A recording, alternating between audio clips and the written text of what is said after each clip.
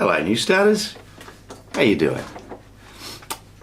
Today is my wife's birthday, and this morning as I do this video we have kind of got away with a very minimalistic birthday preparation. I've given her a card and that's all.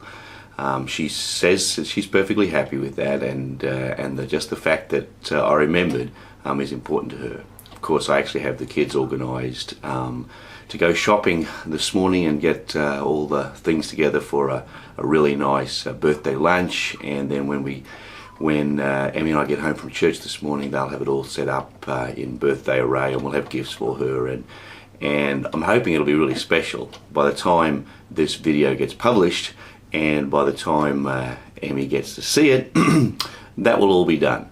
So my hope is that for you, Emmy, this day has turned out to be an incredibly special and wonder-filled day.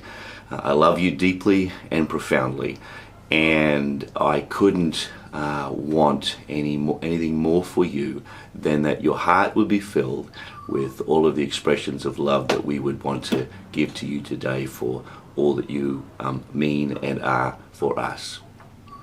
Of course, moving on, the reality is that for a couple of years ago, for 2 years in a row in fact, I did actually forget Emmy's birthday.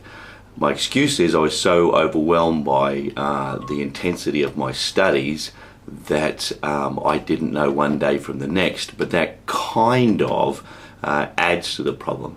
You see, what makes birthdays special really isn't the fact that people give us gifts or cards or anything like that.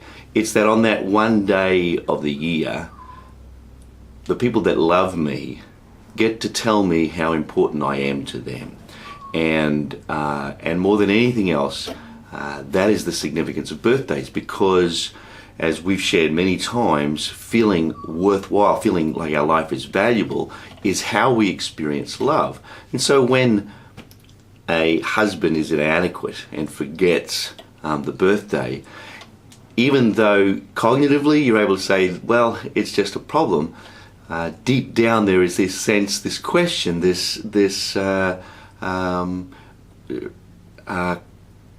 sense that maybe I'm not that valuable, and I have apologized many times over for that, but the reality is I forgot, and that is a genuine failure on my part.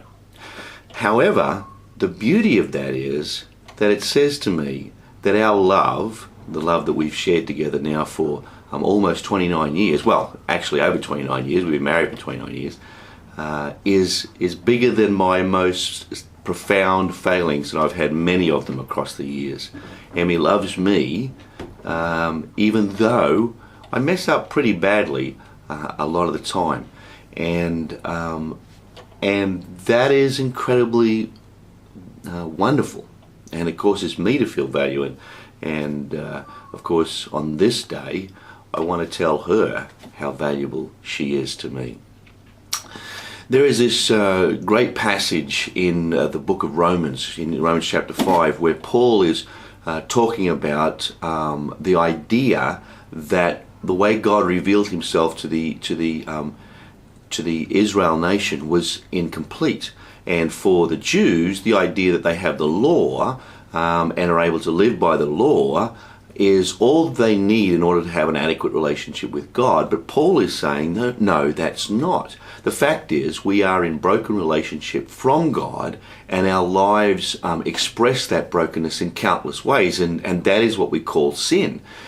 He said that it wasn't until the law was given to the Jews that sin actually became apparent. And so what the law did actually was increase the sin. So we live in brokenness and separation and distance from God, but it's not until that has been shown to us that we realize how inadequate our lives are. And so there's a sense in which the law, which the Jews had found incredibly valuable, was the thing that actually made sin even greater. The words that Paul uses is made sin increase or abound. And he then concludes that chapter with this incredible verse where he says, "But where sin abounded, grace abounded even more." In other words, the increase of sin that came through the law wasn't enough to stop the capacity of grace to overwhelm that. And the truth is, in my relationship with Emmy, it is the fact that she loves me that confirms to me that even my limitations are not enough to define me.